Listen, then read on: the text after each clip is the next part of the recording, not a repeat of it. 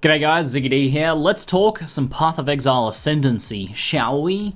There's been a lot of discussion about one of the major features, obviously, of Ascendancy, the Ascendant class system, and a bit of back and forth on both sides of the spectrum as to whether this is a good or a bad thing for the game.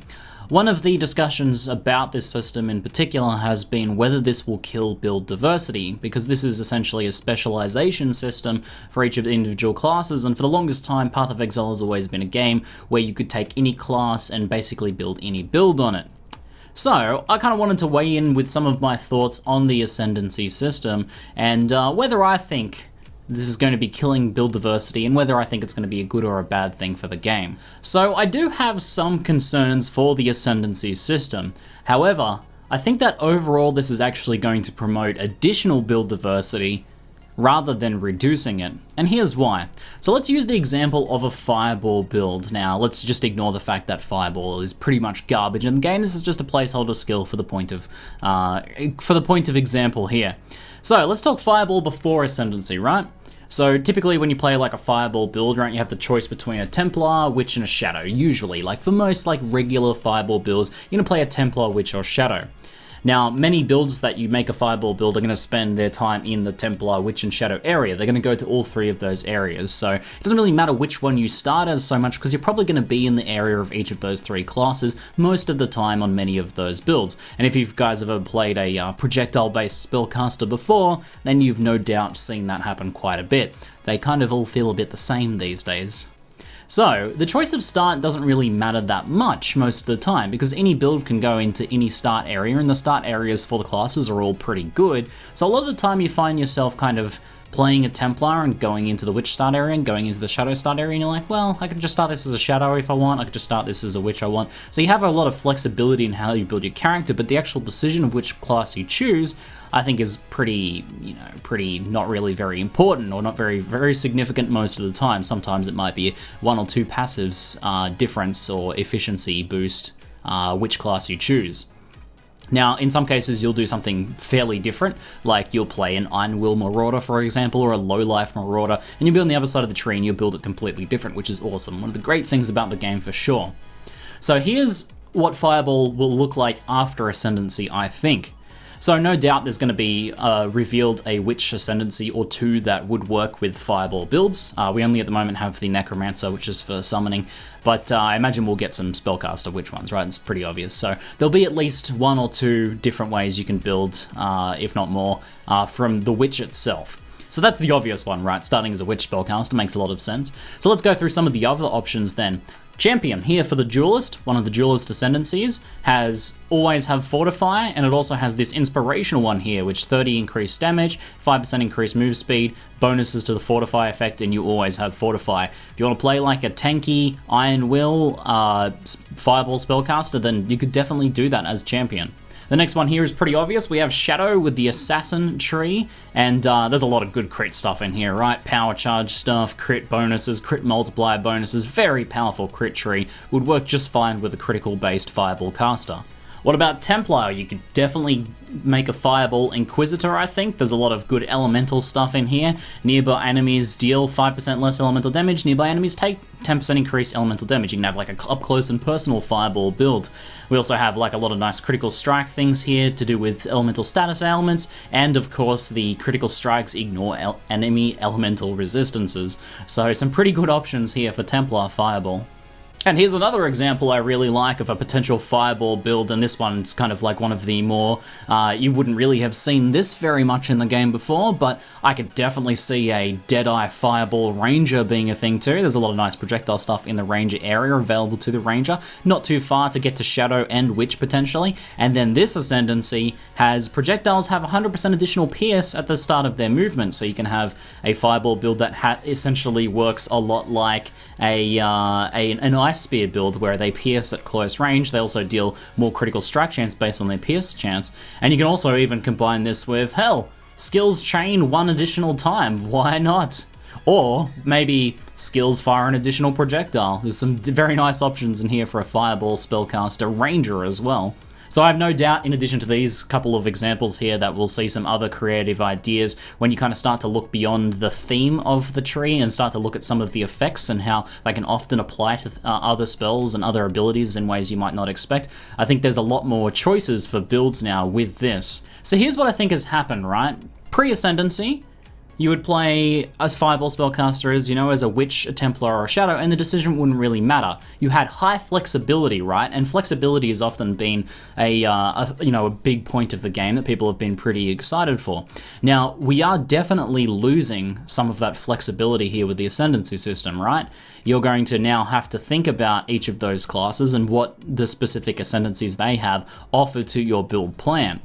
Now, I don't think that loss of flexibility, though, means there's a loss of build diversity. In fact, I think we're gaining more build diversity. So what I actually think is happening is that we're getting more builds and more interesting builds especially.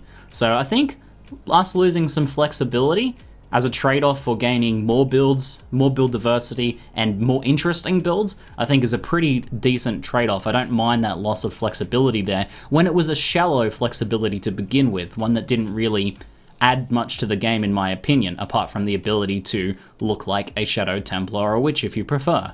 Now here's my second point about build diversity with this Ascension system, and something I want to encourage you guys to do, and that is to look beyond the obvious. Now the design of a lot of these trees is that they are pretty open to interpretation, right? Like, very rarely are they super specific that they're only going to work with this type of build. So a perfect example here is the Necromancer, right? This is obviously a Summoner Ascension.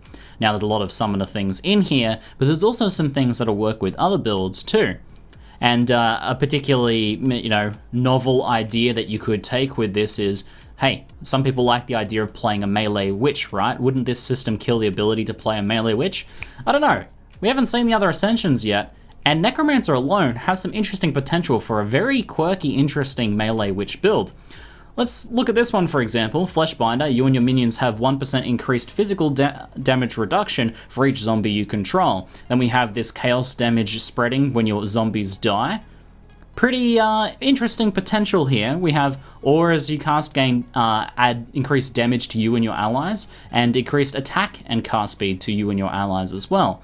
The combination of these three things could create a pretty interesting melee witch character that moves from pack to pack, resummoning zombies, getting defensive bonuses from their zombies, dealing extra chaos damage when the zombies die, because they're not really speccing too heavily into those zombies in the first place. They're playing a melee build and their tree is specced into a melee build, and then also gaining attack damage and attack speed for both themselves and those zombies, dealing hopefully a pretty decent amount of damage. So if you kind of start to look beyond the obvious theme of these Ascension trees, you can start to see some other interesting build potential that can come out of these.